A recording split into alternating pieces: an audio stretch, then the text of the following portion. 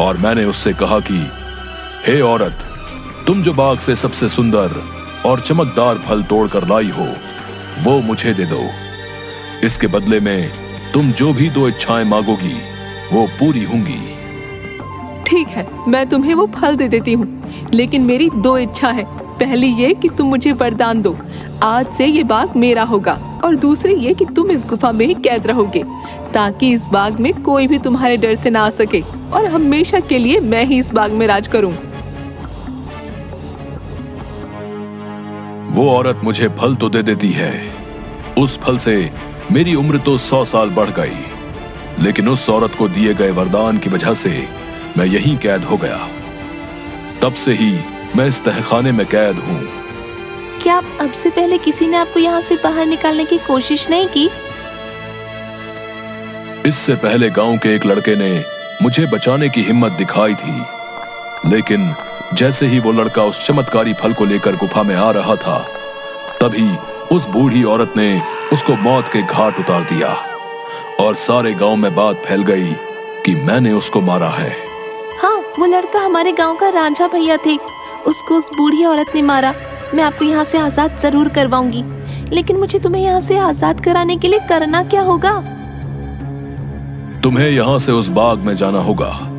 वहां तुम्हें उस बाग में रहने वाली उसी औरत की झोपड़ी दिखेगी जिसके कारण मैं इस गुफा में कैद हूँ। तुम्हें उसकी झोपड़ी में जाना होगा।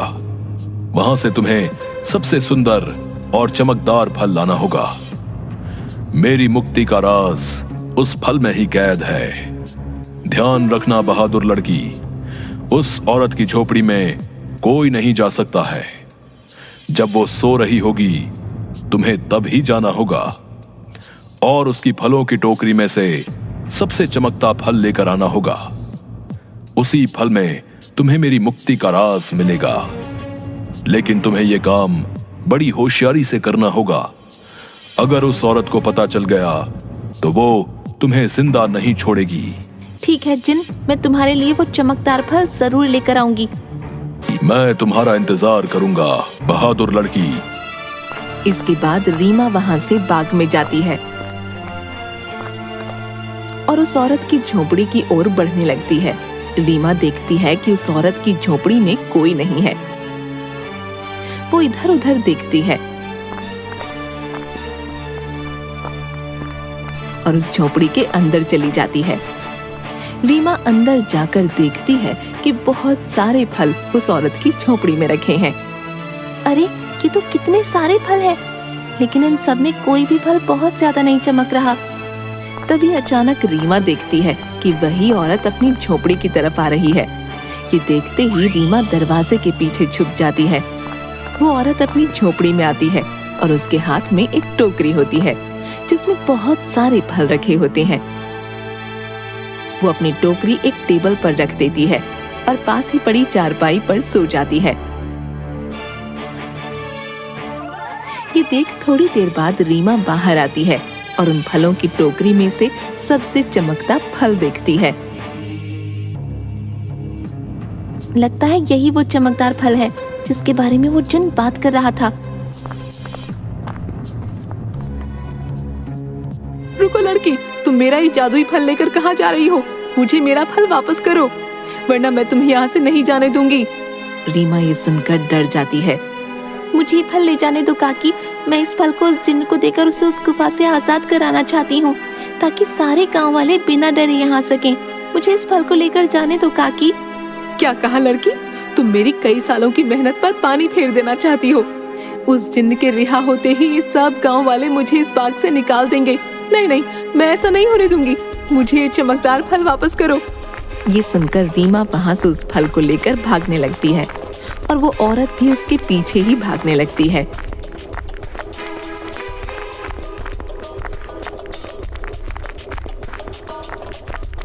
रीमा भागते भागते उस गुफा में पहुंच जाती है। जैसे ही वो गुफा में पहुंचती है, वो जादुई फल उसके हाथ से नीचे गिर जाता है, जिसके गिरते ही तोते में बदल जाता है। रीमा ये देखकर हैरान हो जाती है। तभी वो औरत वहां आ जाती है। ये तुमने क्या किया लड़की? इस जादुई फल को नीचे गिरा दिया और अब ये तोता तुम्हें उस जिन्न की आजादी का सबसे आखिरी रास्ता बताएगा। नहीं, मैं ऐसा नहीं होने दूंगी, मैं तुम्हें मार डालूंगी। वो औरत रीमा को जैसे ही अपने हाथों से मारने आगे बढ़ती है, वो औरत अचानक से आग में जलने लगती है, जिसे देख रीमा हैरान हो जाती है। तभी एक आवाज सुनाई देती है जो उस जिन्न की परछाई की होती है। डरो मत बहादुर लड़की, इस लालची औरत को इसके किए की सजा मिल चुकी है। अब तुम्हें अपनी मंजिल का आखिरी पड़ाव पार करना है, जिसमें ये तोता तुम्हारी मदद करेगा। तभी अचानक से वो तोता उड़ने लगता है और गुफा में उसी तरफ भागने लगता है जहाँ वो जिन्न कैद था। रीमा भी उसके पीछे पीछे चलने लगती है।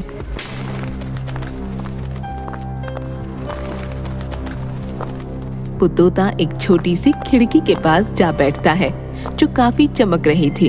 तभी तोते की आवाज आती है, सुनो बहादुर लड़की, तुम्हें इस चमकदार खिड़की को खोलना होगा, जिसकी चाबी तुम्हें ढूंढनी होगी। मैं तुम्हें 2 रास्ते बताऊंगा, जिस पर चल के तुम्हें इस खिड़की को खोलने वाली चाबी मिलेगी।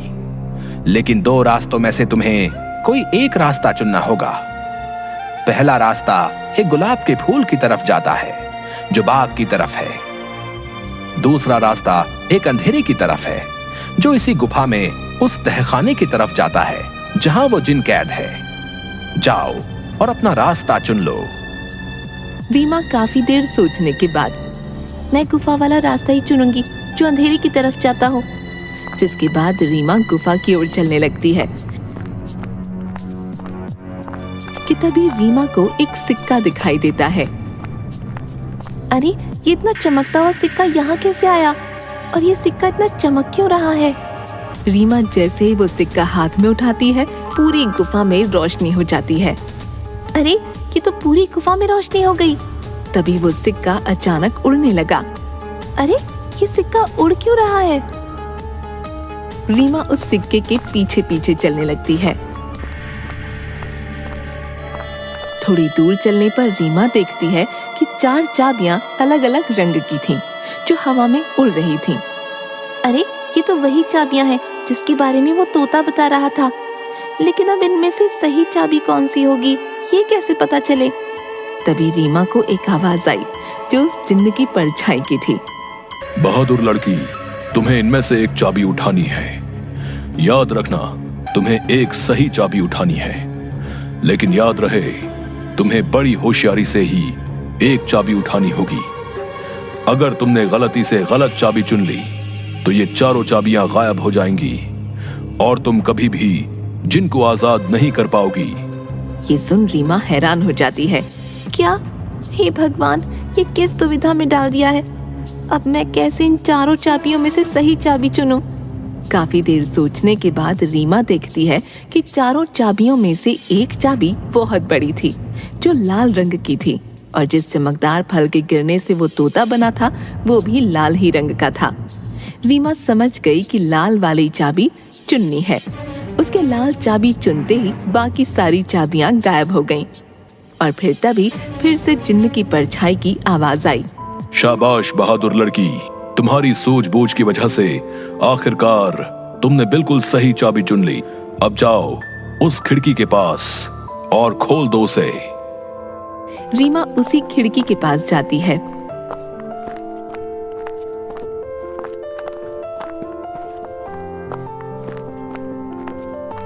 और देखती है कि अभी भी वो तोता उस खिड़की के पास ही बैठा था। ये देखो, मैं इस खिड़की की चाबी ले आई हूँ। तुम वाकई बहुत बहादुर हो लड़की। अब तुम इस चाबी से इस खिड़की को खोल दो। रीमा जैसे ही उस चाबी को खिड़की में लगाती है, खिड़की अचानक से खुल जाती है। रीमा देखती है उस खिड़की के बाहर बहुत रोशनी थी, जिसकी चारों तरफ बहुत सारे चमकदार फल चमक रहे थे और बहुत सारी तितलियां उनके पास मंडरा रही थीं। वो तोता उस खिड़की में उड़ता हुआ चला जाता है और तोता खिड़की के बाहर जाते ही उस जिन्न में बदल जाता है जो कई सालों से गुफा में बंद था।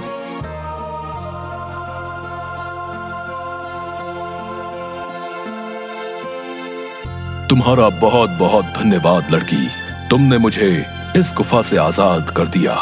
तुम एक निडर और साहसी लड़की हो। तुम जो भी मांगोगी मैं वो तुम्हें दूंगा। बोलो, क्या इच्छा है तुम्हारी? क्या सच में अब तुम आजाद हो गए हो? अब तुम इस गुफा में नहीं हो। अब सब गांव वाले यहाँ आ सकेंगे। मैं और मेरी बहन भी अब बाग में आ सकेंगे कभी भी। हाँ बहादुर लड़की, अब किसी को भी डरने की कोई जरूरत नहीं है। अब मैं इस गुफा से बाहर आ गया हूं अपनी दुनिया में। अब मैं किसी को आवाजें नहीं दूंगा। तुम जब चाहो यहां आ सकती हो। तुम्हारी ही वजह से मैं आजाद हो पाया हूं। तुम मुझसे जो भी मांगोगी मैं तुम्हें वही दूंगा।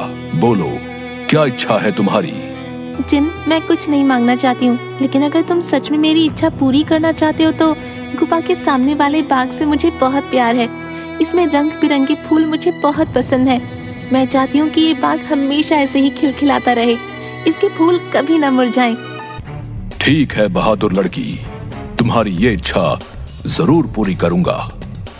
अब ये बाग हमेशा यूं ही रहेगा, कभी भी मुरझाएगा नहीं। तुम अब जब भी इस बाग के फूलों को देखोगी तो ये हमेशा खिले रहेंगे। अच्छा, अब मैं हमेशा के लिए यहाँ से जा रहा हूँ। इसके बाद वो जिन्न गायब हो जाता है और खिड़की बंद हो जाती है। रीमा जब गुफा से बाहर निकलती है तो सब गांव वाले धन्नू और सीमा बाहर खड़े होते हैं। अरे मेरी बिटिया, आ गई तू वापस। उस जिन ने तुझे कुछ किया तो नहीं? आखिर क्यों गई थी तू उस गुफा के अंदर? अगर वो जिन तुझे मार डालता तो क्या करता मैं? दीदी, तुम ठीक तो हो ना? क्या सच में तुम्हें उस जिन्न ने कुछ नहीं किया? बाबूजी, मैं बिल्कुल ठीक हूँ।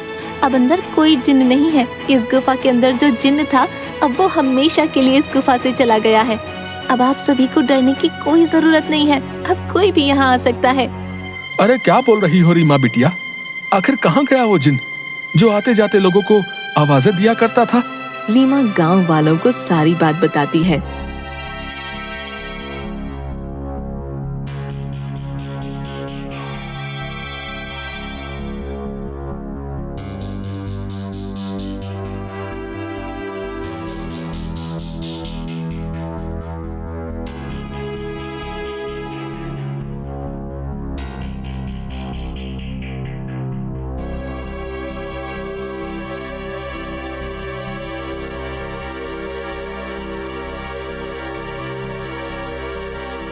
थोड़ी देर बाद गांव वाले बहुत खुश होते हैं और रीमा से बोलते हैं, अरे रीमा बिटिया, तुम तो सचमुच में बहुत बहादुर हो।